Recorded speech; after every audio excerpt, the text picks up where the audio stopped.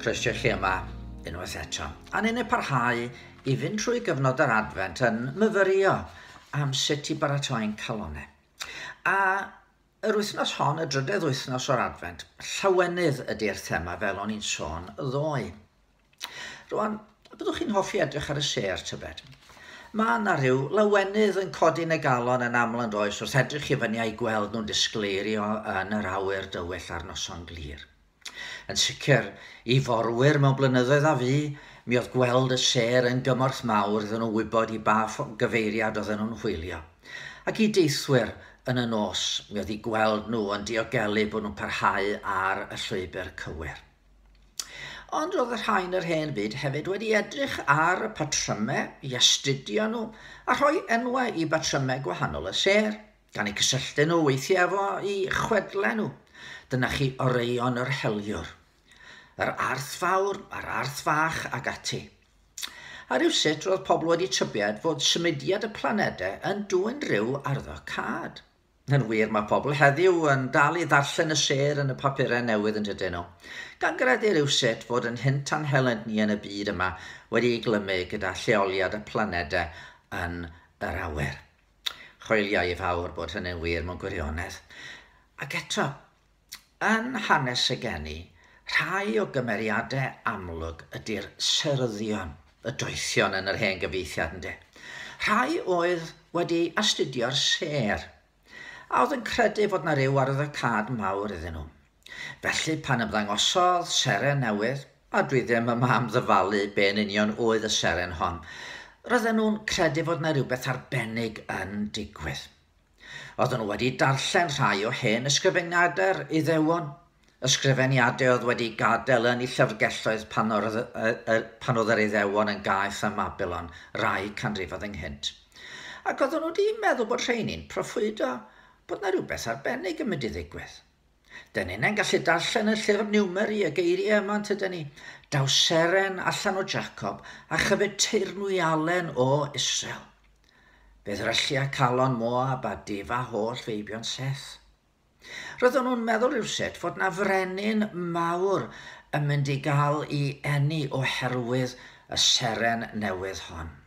Felly ffwrdd â nhw tua Jerusalem, lle roedden nhw'n tybied y bydde'r brenin hwn yn siŵr o fod wedi cael ei eni. Ond pan gyrraeddon nhw'r palas weld yna Siom, doedd na ddim brenin newydd wedi ymddangos. Oedden nhw wedi gwneud camgymeriad o Duw ar waith, ond a oedden nhw wedi colli allan rywsut. Oedden nhw wedi camddeall. Ond dyma doethion Jerusalem yn dod â chyfarwyddyd newydd iddyn nhw. Ewch i Bethlehem. Oherwydd dyna lle roedd y Meseia i gael ei eni. A thithau Bethlehem Ephrata, dy fod yn fechan ymhlith miloedd Jiwda, eto ohono ti y daw allan i mi un i fod yn llywydd yn Israel. Felly ffwrdd â nhw, a phan welsant y seren, roedd yn llawen dros ben. Doedden nhw ddim wedi colli allan wedi'r cyfan. Mi fydden nhw yn cael gweld ar hyn roedd Duw yn ei wneud.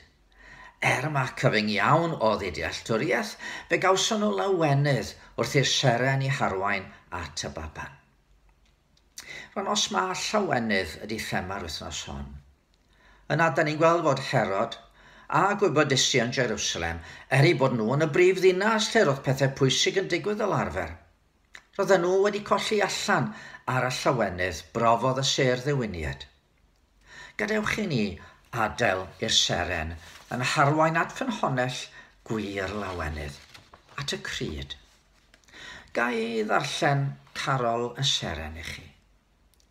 Pan gefais ti dy danio, wydde ti, a ddosod ar dy gylchdro, wydde ti, y rheswm am doleio, a ddanfon fyth i grwydro drwy'r gofod dro ag eildro, wydde ti, i'r wybren dyn i deithio, wydde ti.